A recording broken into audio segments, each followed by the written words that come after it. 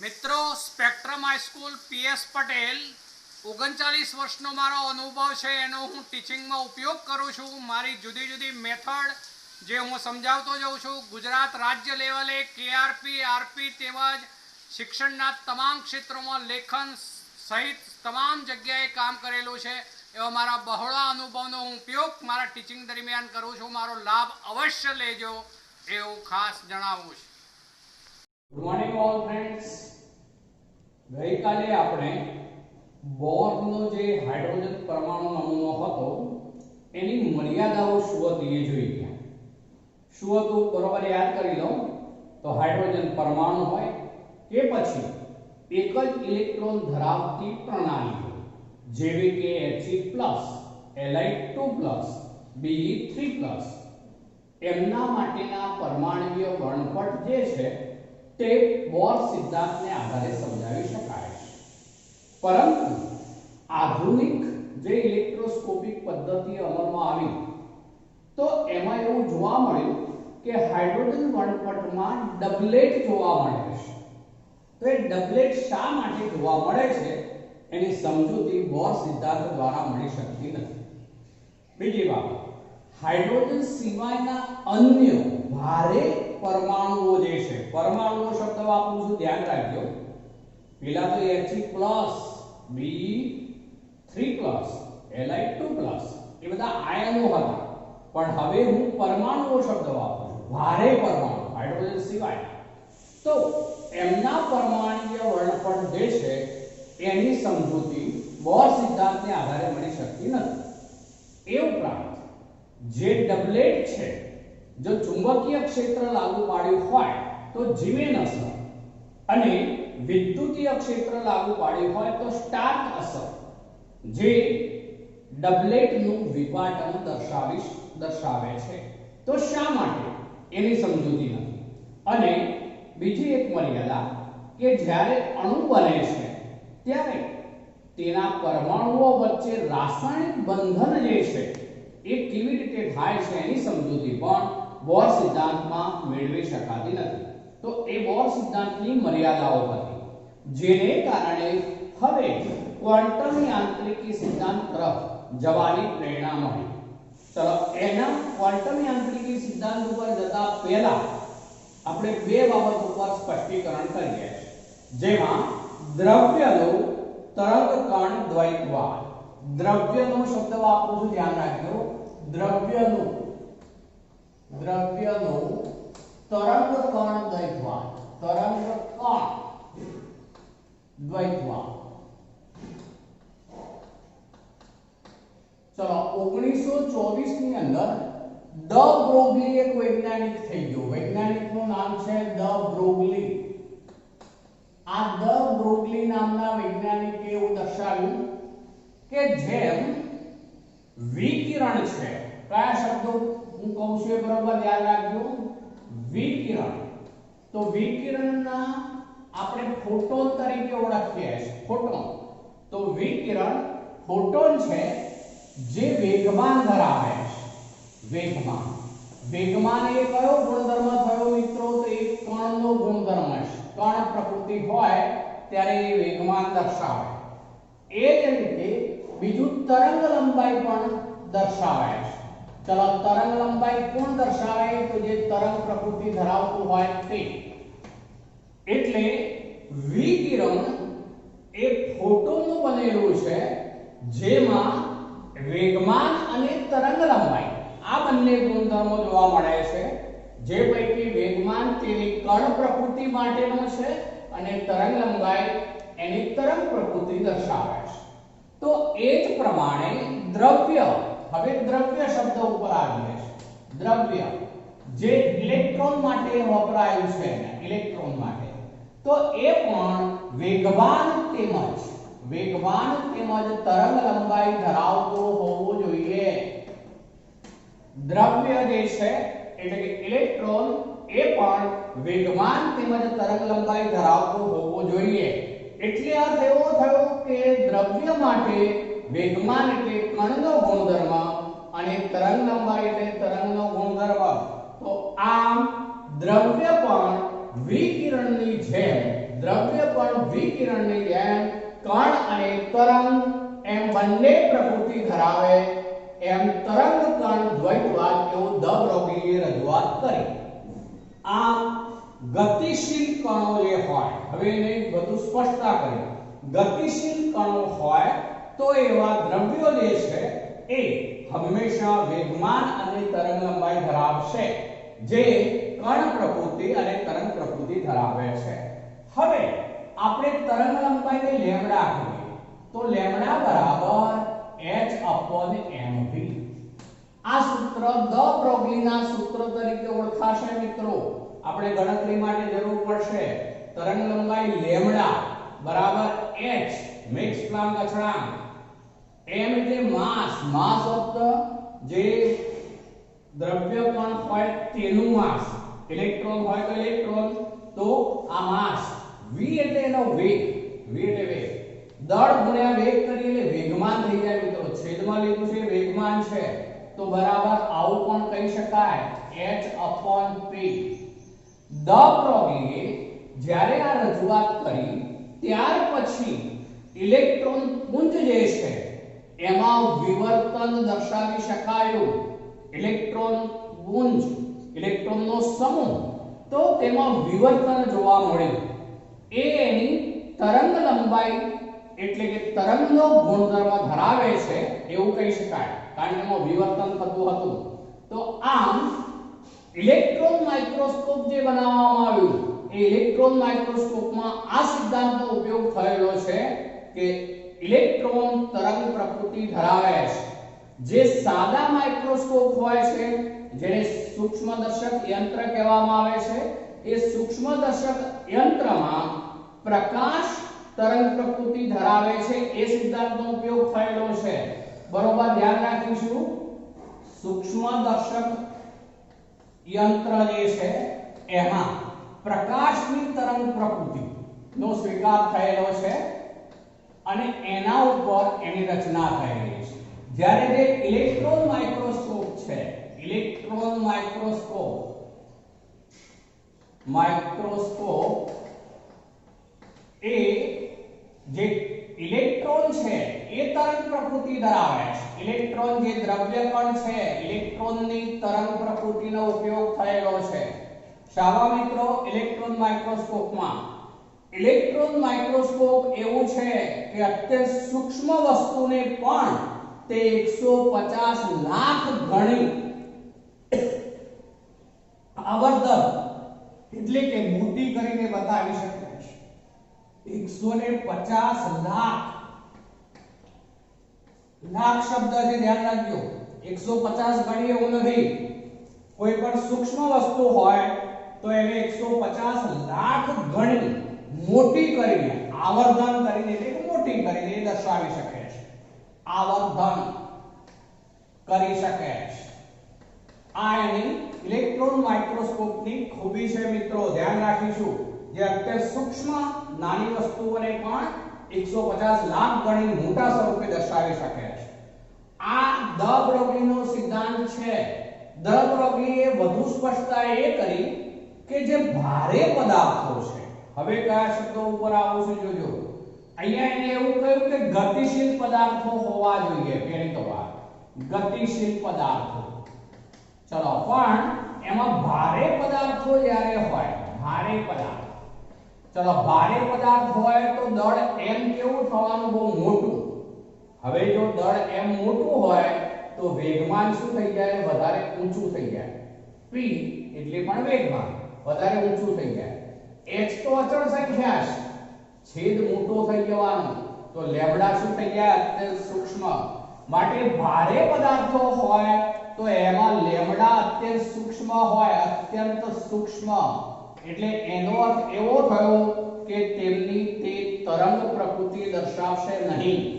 તરંગ પ્રકૃતિ ધરાવે ખરા, પણ તરંગ લંબાઈ લેમ્ડા અત્યંત સૂક્ષ્મ મળે ભારે પદાર્થોમાં, માટે તરંગ પ્રકૃતિ આપણે અવલોકી શકીએ નહીં. તરંગ પ્રકૃતિ અવલોકી શકાય નહીં. અવલોકી શકાય નહીં. કયા પદાર્થોમાં? તો ભારે પદાર્થોમાં. પણ જે પદાર્થો દાખલા તરીકે અણુ છે, પરમાણુ છે કે ઇલેક્ટ્રોન છે, તો એ તો ખૂબ જ નાના ગતિશીલ કણો છે, જેમનું દળ ઘણું જ નાનું હોય છે. દળ ઘણું જ નાનું હોય તો વેગમાન પણ ઓછું હોવાનું. વેગમાન ઓછું હોય તો h તો અચળ સંખ્યા છે, માટે છેદ નાનો હોવાથી તરંગ લંબાઈ લેમ્બડા વધુ હોય. માટે સૂક્ષ્મ કણો લે છે. સૂક્ષ્મ કણો, સૂક્ષ્મદર્શીય પદાર્થો એમ પણ કહી શકીએ, દર્શીય પદાર્થો. તો આવા પદાર્થો માટે તરંગ લંબાઈ લેમ્બડા મોટી હોય, મોટી, જેને કારણે તે તરંગ પ્રકૃતિ સ્પષ્ટ દર્શાવી શકશે, તરંગ પ્રકૃતિ દર્શાવશે. તો આ દ બ્રોગલીનો સિદ્ધાંત થયો મિત્રો. એણે એવી રજૂઆત કરી કે હવે સ્પષ્ટીકરણ કરું તો આમ કહી શકાય, બધી બાબતો સમાવી દઈએ તો પ્રત્યેક સૂક્ષ્મ ગતિશીલ દ્રવ્ય કણ, પ્રત્યેક સૂક્ષ્મ શબ્દ જોડું છું, પ્રત્યેક સૂક્ષ્મ ગતિશીલ દ્રવ્ય કણ તરંગ પ્રકૃતિ પણ ધરાવે છે. ફરીથી રિપીટ કરું છું, દ બ્રોગલીના સિદ્ધાંતને આપણે એ રીતે છેવટે કહી શકીએ કે પ્રત્યેક ગતિશીલ દ્રવ્ય કણ તરંગ પ્રકૃતિ પણ ધરાવે છે. એટલા માટે દ્રવ્ય એ કણ અને તરંગ એમ બંને માટે તરંગ કણ દ્વૈતવાદ તરીકે ઓળખાશે. મિત્રો, આ દ બ્રોગલીના સિદ્ધાંત પર આધારિત દાખલાઓ પૂછાય છે. આપણે એના દાખલાઓ ઉપર હવે જવું છે. તો એમાં એક છે કોયડો 2.12 છે. ચલો કોયડો 2.12 એના ઉપર આવીએ. કોયડો 2.12 છે. ચલો એમાં 0.1 kg દળ ધરાવતો, ચલો 0.1 kg એટલે શું આપેલું કહેવાશે મિત્રો? માસ. એટલે કે 0.1 kg છે. ચલો kg ધરાવતો દડો જેનો વેગ એટલે v પણ આપણને આપેલો છે. વેગ v બરાબર છે 10 મીટર સેકન્ડ ઇન્વર્સ.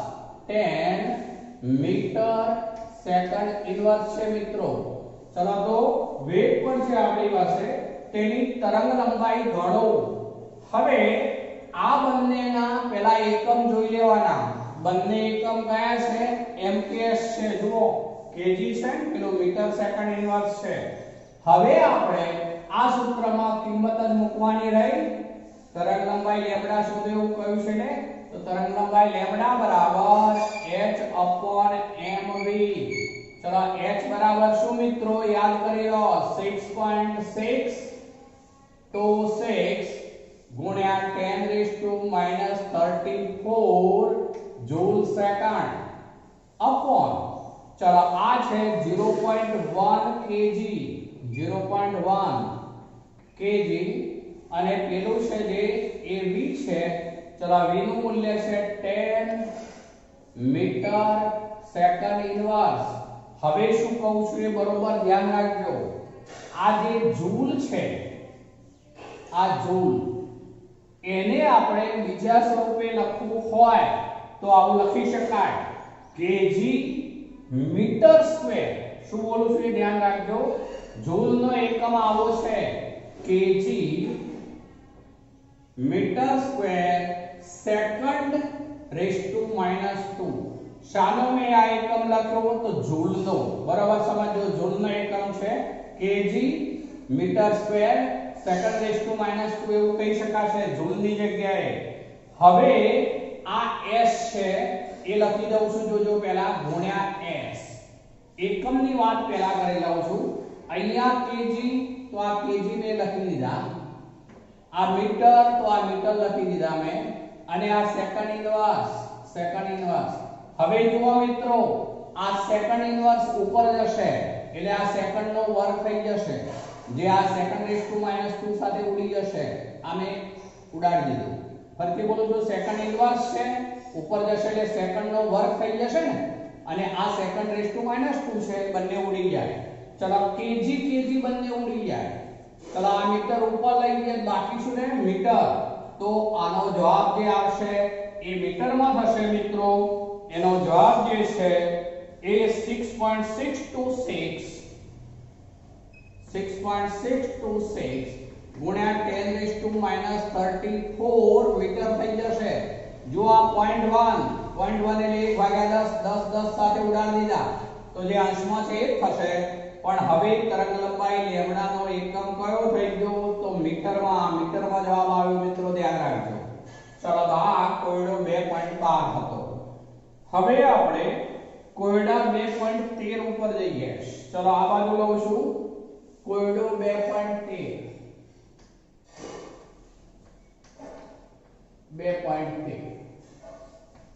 ચલો એમાં આવું આપેલું છે મિત્રો, ઇલેક્ટ્રોનનું દળ એટલે માસ આપી દીધું છે આપણે. આમ તો આપણને મોઢે આવડે 9.1 ગુણ્યા 10⁻31 kg, બરોબર. ઇલેક્ટ્રોનનું દળ આપી દીધું છે kg છે. જો તેની ગતિ ઊર્જા આપેલી છે મિત્રો, ગતિ ઊર્જાનો અર્થ તો શું થાય? 1/2 mv². 1/2 mv² બરાબર ગતિ ઊર્જા આપેલી છે.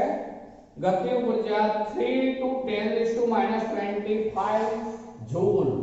3 × 10⁻25 જૂલ આ ગતિ ઊર્જા આપણને આપી દીધી છે.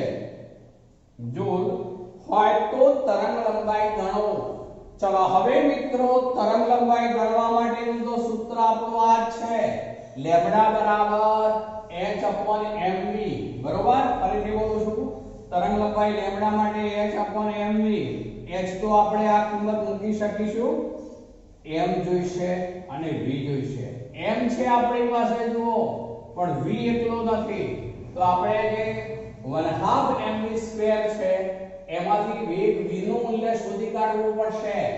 આ જે વેલ્યુ છે એનો ઉપયોગ કરીએ છે. જોજો હવે હું આવું લખું છું, v² લખું પહેલા તો v² બરાબર શું થઈ જશે? તો આ 2 પેલી બાજુ ગુણાંકમાં જશે એટલે 2 × 3 × 10⁻25 અને અપોન શું થઈ જશે? આ m અપોન m. પણ m ની કિંમત આ છે, આપણે એ મૂકી લઈએ છે. આટલા જૂલ છે તો જૂલ મેં લખી દીધું અત્યારે, અપોન 9.1 ગુણ્યા 10⁻31 kg. શું કર્યું આપણે મિત્રો? તો આ સૂત્રનો ઉપયોગ કર્યો. v² ત્યાં રહેવા દીધું, આ ગુણાંકમાં જશે 2 એટલે અંશમાં જશે, અને આ m જે છે છેદમાં આવશે. m છેદમાં આવે એની કિંમત મૂકી દીધી આપણે. ચલો હવે આ જે છે એ 10⁻31 ઉપર લઈ જઈએ તો પ્લસ થવાના, બરોબર. 25 ને 5 30 ને 31 એટલે 10⁻6 થશે. ચલો એ 10⁻6 થશે અને આ 6/9.1 કહેવાશે. તો v² ઉપરથી આપણે v નું મૂલ્ય શોધી કાઢવું છે, v શોધવું છે. તો આપણે આ બધાનું શું લેવું પડે? રૂટ લેવું પડે મિત્રો. તો હવે જે કિંમત મળે એનો રૂટ લેવું પડશે.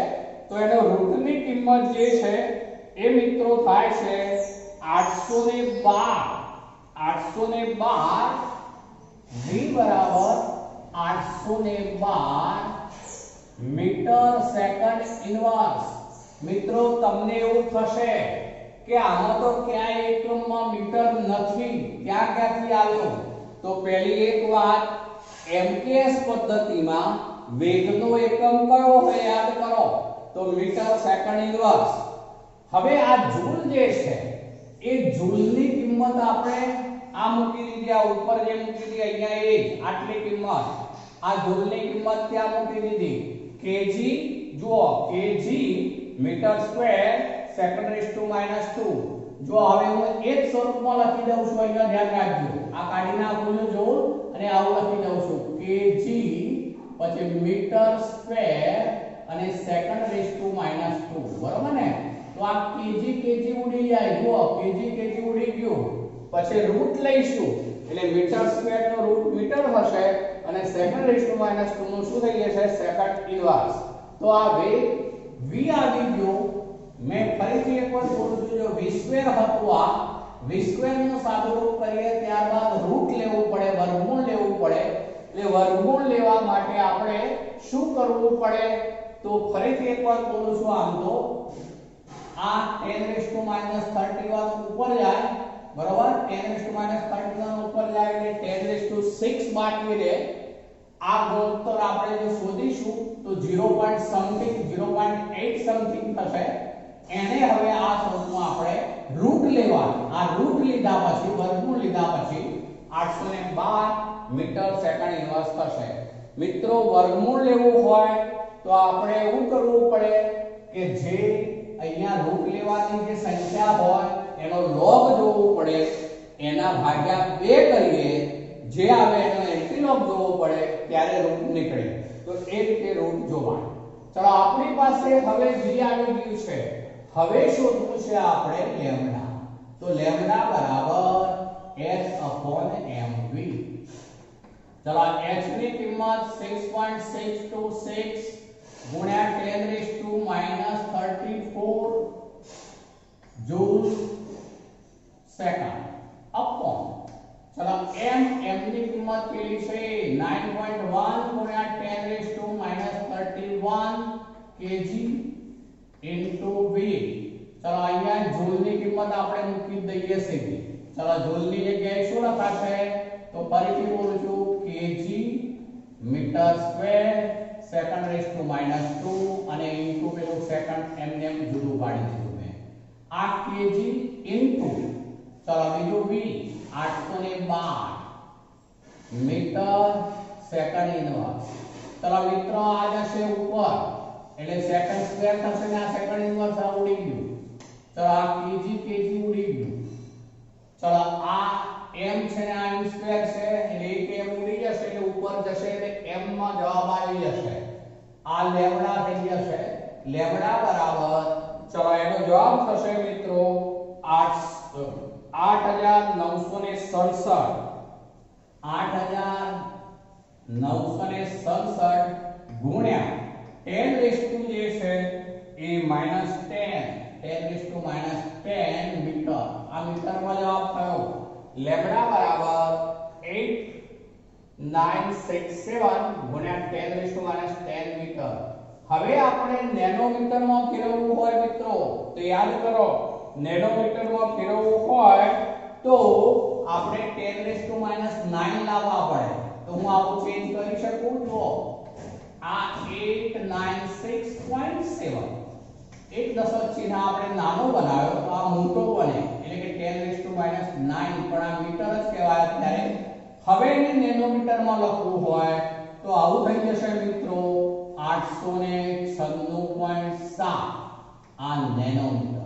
આ જવાબ થઈ ગયો 896.7 નેનોમીટર. ચલો, તો આ કોયડો 2.13 અગત્યનો છે મિત્રો. ચલો, બીજો એક છે કોયડો 2.14. આપણે એને હું અહીંયા લખું છું. ચલો, કોયડો 2.14. ચલો, એમાં આ રીતનું છે. તરંગ લંબાઈ લેમ્ડા 3.6 એંગસ્ટ્રોમ આપણે આપી દીધી છે. 3.6 એંગસ્ટ્રોમ માં છે મિત્રો. ચલો, 3.6 એંગસ્ટ્રોમ ધરાવતા ફોટોનનું દળ ગણો. એટલે આપણે ગણવાનું છે m. હવે અહીંયા 3.6 એંગસ્ટ્રોમ છે મિત્રો, તો એને આપણે mks માં ફેરવવું પડશે. તો 3.6 ગુણ્યા 10⁻10 મીટર થઈ જશે મિત્રો. આ mks માં ફેરવી દીધું મેં લેમ્ડાને. 3.6 એંગસ્ટ્રોમ બરાબર 3.6 ગુણ્યા 10⁻10 મીટર. ચલો, હવે આપણે શોધવાનું છે અહીંયા દળ m. આપણું આ સૂત્ર લેમ્ડા બરાબર h/mv, પણ m શોધવો છે તો m આ બાજુ લઈ ગયા. તો m બરાબર સૂત્રની રીતે જુઓ, m આ બાજુ આવી ગયું તો m બરાબર h/લેમ્ડા into v. Lambda into v. ચલો, અહીંયા જે છે એ ફોટોન શબ્દ વાપરેલો છે. એટલે ફોટોનનો વેગ જે છે એ શું મિત્રો? ફોટોન એટલે પ્રકાશનું વિકિરણ, માટે એનો વેગ જે છે આપણે લઈ શકીશું. એટલે સાથે સ્પષ્ટતા કરી દઉં છું. એનો વેગ v બરાબર 3 * 10⁸ મીટર સેકન્ડ ઇન્વર્સ.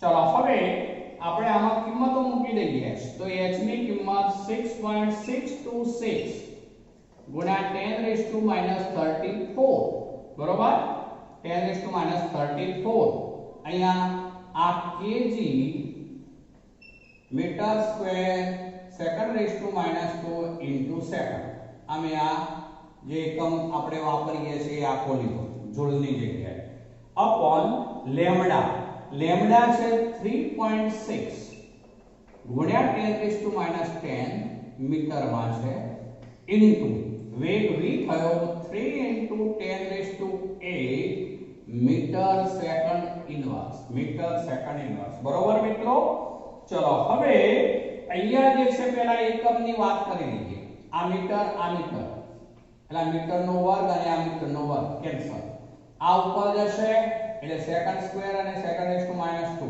એટલે એ પણ કેન્સલ જે મળશે જવાબ આપણને શામાં મળશે એકમ kg માં ચલો આ જે છે એ 10⁻10 છે આ આશરે કહું છું તો બે જેવું કહેવાય આ 10⁻10 છે આ 10⁻8 છે એટલે અહીંયા બાકી રહ્યા 10⁻2 ઉપર જાય એટલે 10⁻32 થશે પણ એમાંનો એક દશક આમાં લઈ આવીને સાઈડ કરી દઈએ મિત્રો તો લગભગ આવો જવાબ થશે હવે m ની કિંમત જે છે એ 6.પછી 135 ગુણ્યા 10⁻31 થાય મિત્રો બુક્સ ની અંદર ભૂલ છે 29 આપ્યું છે 29 નહીં ગુણ્યા 10⁻31 થશે એકમ થઈ જશે kg કિલોગ્રામમાં કેવી રીતે મિત્રો જો આ 10⁻10 છે આ 10⁸ છે એટલે આ બે ગણીએ તો 10⁻2 ઉપર જાય તો અહીંયા 10⁻32 કહેવાય 32 કહેવાય ચલો અહીંયા મારે 60 કરી દેવું છે મારે તો આ સંખ્યા મોટી બનાવું છું તો પેલી સંખ્યા નાની થાય એટલે કે -32 ની જગ્યાએ જે છે એ જે છે ફરીથી બોલું આ સંખ્યા મોટી કરું છું એટલે પેલી સંખ્યા જે છે એ નાની કરવી પડે આ ફરીથી બોલું છું એકવાર 10 માઈનસ અને 8 એટલે -2 ઉપર લઈ ગયા એટલે ઉપર -32 રહેશે -32 આને મોટો કરીએ તો -33 થાય 60 થાય એટલે એ હવે સાદું આટલું થાય તો આ 10⁻33 આવશે બરોબર જુઓ ચેક કરો 10⁻33 આવે 3.6 ગુણ્યા 10⁻10 જ્યારે પેલું 3 * 10⁸8 3 તારી 9 એટલે આ 66 ગણી લઈએ તો 9 × 6 = 54 એ પ્રમાણે ભાગ ચાલશે તો -33 kg થશે મિત્રો ચલો તો હવે આપણે આ દ બ્રોગલીનો સિદ્ધાંત જે દ્રવ્યની તરંગ અને કણ દ્વૈતવાદ દર્શાવે છે એની વાત કરી હવે આવું છે બીજો સિદ્ધાંત છે હાઇઝનબર્ગનો અનિશ્ચિતતાનો સિદ્ધાંત બેમાં થોડીક સરખામણી આપણે કરવા માંગીએ છે એટલે મેં આને રહેવા દીધું છે અત્યારે બીજો સિદ્ધાંત છે હાઇઝનબર્ગનો અનિશ્ચિતતાનો સિદ્ધાંત ચલો એના ઉપર જઈએ અહીંયા શબ્દ છે અનિશ્ચિતતાનો સિદ્ધાંત તો કોઈ પણ ગતિશીલ દ્રવ્ય કણ હોય તો તેનું સ્થાન અને વેગમાન અથવા તો વેગ બંને એક સાથે અત્યંત ચોકસાઈપૂર્વક નક્કી કરવા શક્ય નથી ફરીથી એકવાર બોલું છું કોઈ પણ ગતિશીલ દ્રવ્ય કણ હોય તો તેનું સ્થાન અને વેગમાન આ બે શબ્દો ખાસ હાઇઝનબર્ગનો સિદ્ધાંત છે હાઇઝનબર્ગનો સિદ્ધાંત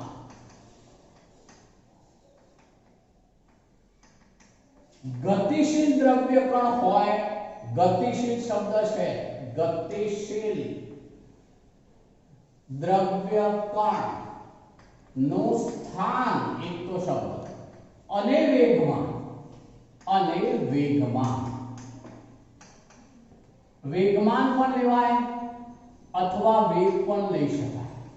વેગ અને વેગમાન જુદા છે મિત્રો. વેગને દળ વડે ગુણીએ ત્યારે વેગમાન થાય. તો સ્થાન અને વેગમાન બંને એક સાથે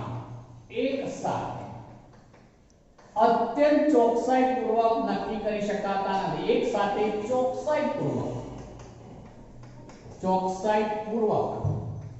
નક્કી કરી શકાતા નથી.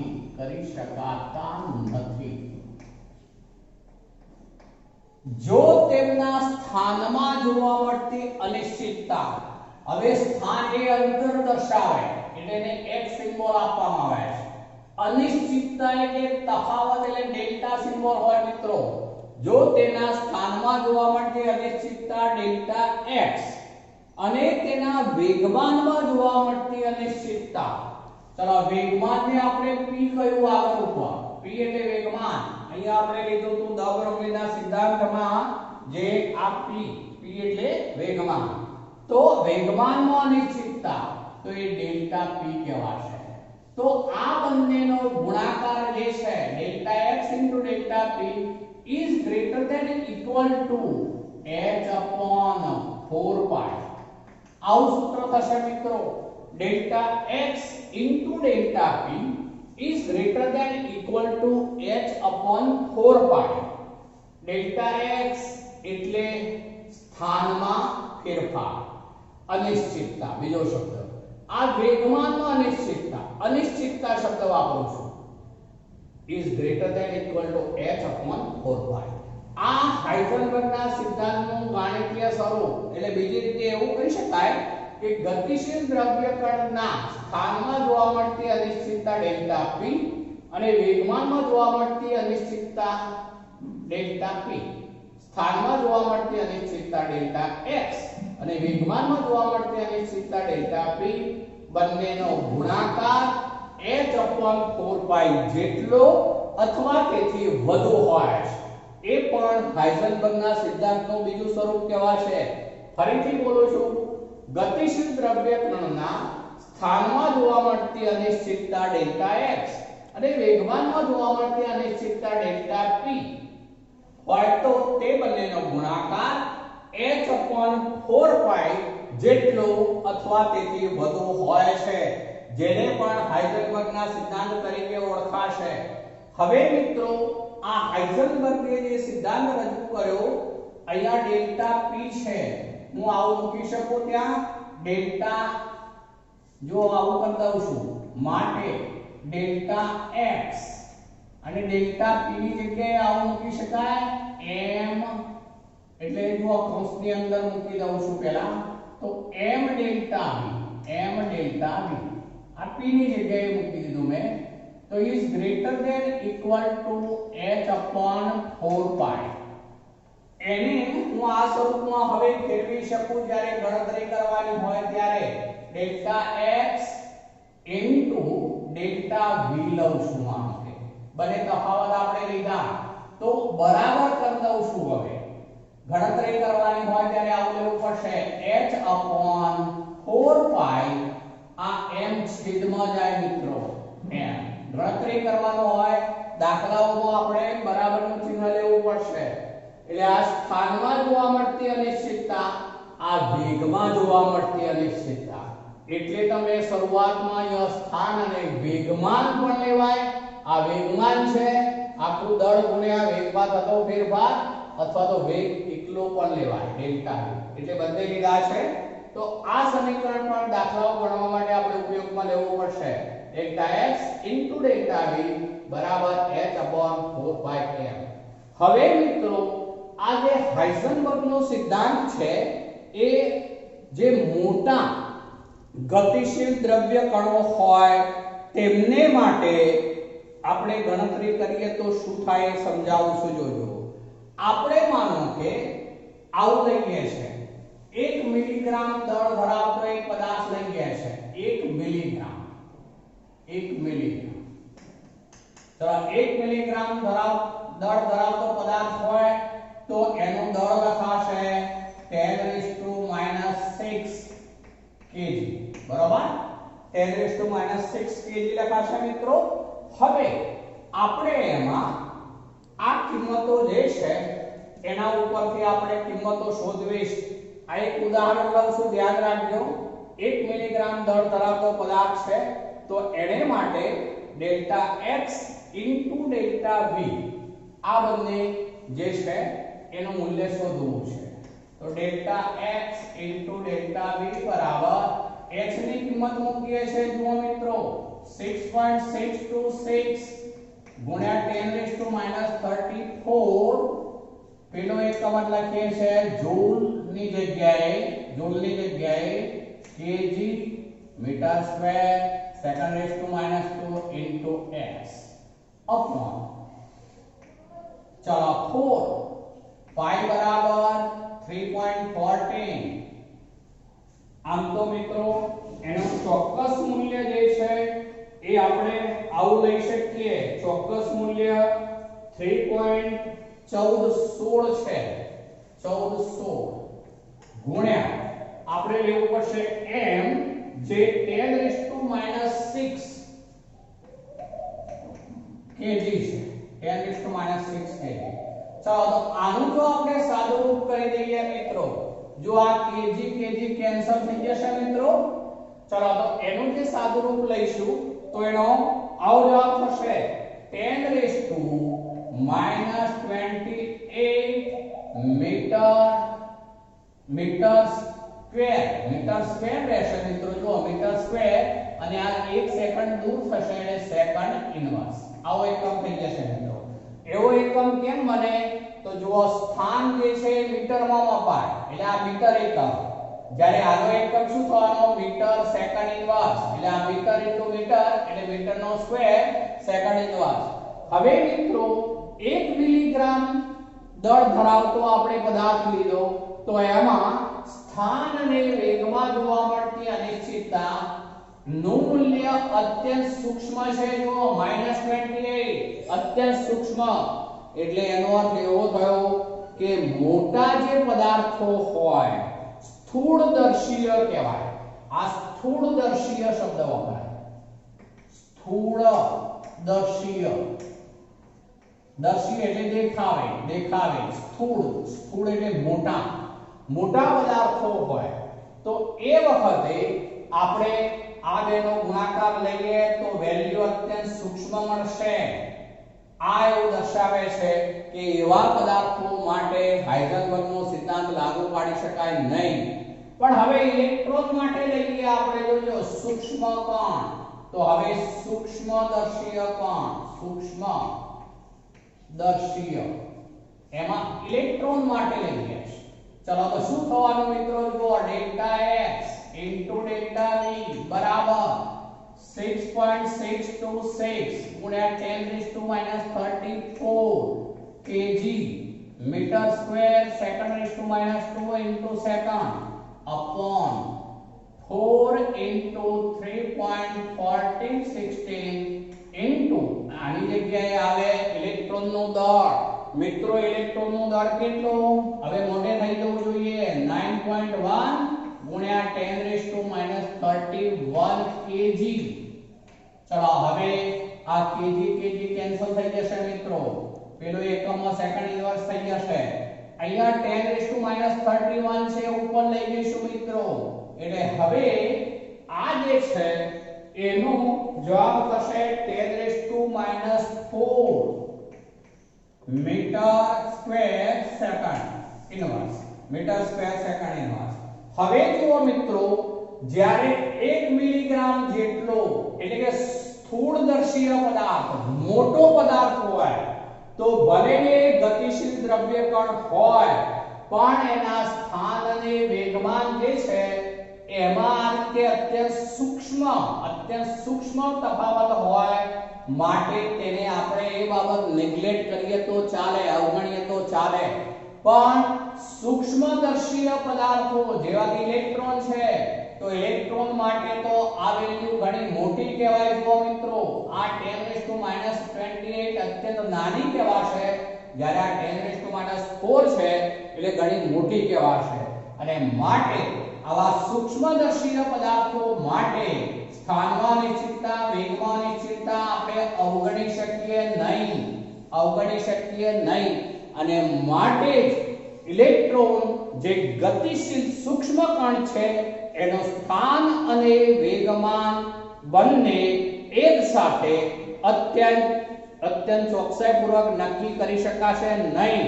એટલે આપણે શબ્દ વાપર્યો છે ગતિશીલ દ્રવ્ય કણનું સ્થાન અને વેગમાન બંને એક સાથે ચોકસાઈપૂર્વક નક્કી કરી શકાતા નથી. માનો કે સમજાવું છું તો જો આપણે કેન્દ્ર છે, કેન્દ્રની આસપાસ ઇલેક્ટ્રોન પરિભ્રમણ કરે છે કક્ષાઓમાં.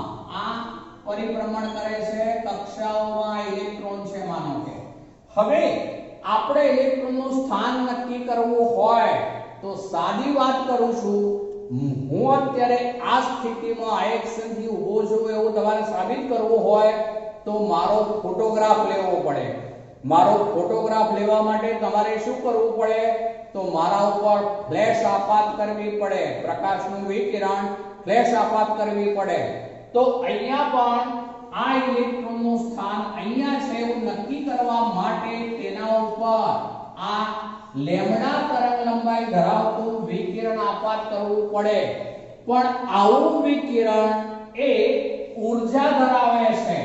આ વિકિરણ લેમ્ડા એ ઊર્જા ધરાવે છે, જેથી જ્યારે ઇલેક્ટ્રોનનું સ્થાન નક્કી કરવા માટે જ્યારે તેની ઉપર આવું વિકિરણ આપાત કરવામાં આવે ત્યારે વિકિરણની ઊર્જા ઇલેક્ટ્રોનને મળશે, જેને કારણે ઇલેક્ટ્રોન વધારે ઝડપથી ગતિ કરશે. એટલે એનો અર્થ એવો થયો કે આપણે આ જે તરંગલંબાઈ લેમ્ડા ધરાવતું વિકિરણ આપાત કરીએ છીએ ત્યારે સ્થાનમાં આપણે કંઈક નિશ્ચિતતા લાવી શકીએ, પણ એના વેગમાં અનિશ્ચિતતા આવી જશે, વેગમાનમાં અનિશ્ચિતતા આવી જશે. કારણ કે ઇલેક્ટ્રોન પર આ વિકિરણ આપાત થતા વિકિરણની ઊર્જા જે છે ઇલેક્ટ્રોનને મળવાથી ઇલેક્ટ્રોન વધારે ઝડપથી ગતિ કરશે, જેને કારણે વેગમાં એકાએક વધારો થઈ જાય, વેગમાં અનિશ્ચિતતા આવી જાય, વેગમાનમાં અનિશ્ચિતતા આવી જાય. આમ આપણે સ્થાનમાં અનિશ્ચિતતા ઘટાડી શક્યા, સ્થાન આપણે ચોક્કસ રીતે શોધી શક્યા એમ કહેવાય, પણ વેગ અને વેગમાનમાં અનિશ્ચિતતા વધી જશે. જો આપણે વેગ અથવા વેગમાનમાં અનિશ્ચિતતા ઘટાડવી હોય તો આપાત કરવામાં આવતા વિકિરણની જે તરંગલંબાઈ જે છે લેમ્ડા એ ઘણી જ નાની પસંદ કરવી પડે, પણ એને લીધે જે છે સ્થાનમાં ચોકસાઈ રહેશે નહીં. તો આમ ઇલેક્ટ્રોન જેવા અત્યંત સૂક્ષ્મ ગતિશીલ દ્રવ્ય કણો ના સ્થાન અને વેગમાન અથવા વેગ બંને એક સાથે અત્યંત ચોકસાઈપૂર્વક નક્કી કરી શકાતા નથી. એ હાઇઝનબર્ગના અનિશ્ચિતતાના સિદ્ધાંત દ્વારા આપણે પુરવાર કરી દીધું મિત્રો. તો આ સિદ્ધાંત પણ ખાસ અગત્યનો છે મિત્રો. આજે આટલે સુધી રાખીએ.